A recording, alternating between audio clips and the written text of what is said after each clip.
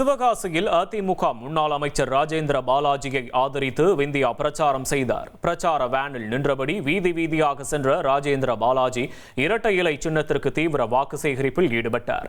கடந்த அதிமுக ஆட்சியில் மேற்கொள்ளப்பட்ட சாதனைகளை கூறி ராஜேந்திர பாலாஜி வாக்கு சேகரித்தார்.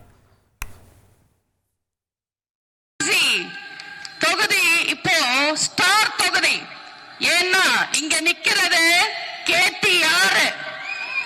இது MLA தொகுதி இல்ல, இது அமைச்சர் தொகுதி. மகாபாரதத்துல கர்ணன் தோக்கலாம், ஆனா சிவகாசியில நம்ம அண்ணன் தோக்க கூடாது. நம்ம அண்ணன் கடமையை செய்யவோ உதவி செய்யவோ கட்சி வித்தியாசம் பார்க்க மாட்டாரு. தொண்டனோ தொழிலதிபனோ யாரா இருந்தாலும் சமமா பார்க்கிறவரு. அண்ணன் கார்ல எப்பவுமே ஒரு 50 பேர் இருப்பாங்க. அதுல எல்லா ஜாதியும் இருக்கும், எல்லா அந்தஸ்தும் இருக்கும். ட்ரெண்ட ஃப்ரெண்ட் ஆக்கிக்கோங்க. தந்தி டிவியின் சப்ஸ்கிரைபர்ஸ் அண்ட் ஃபாலோவர்ஸ் குடும்பத்துல நீங்களும் இணையுங்க.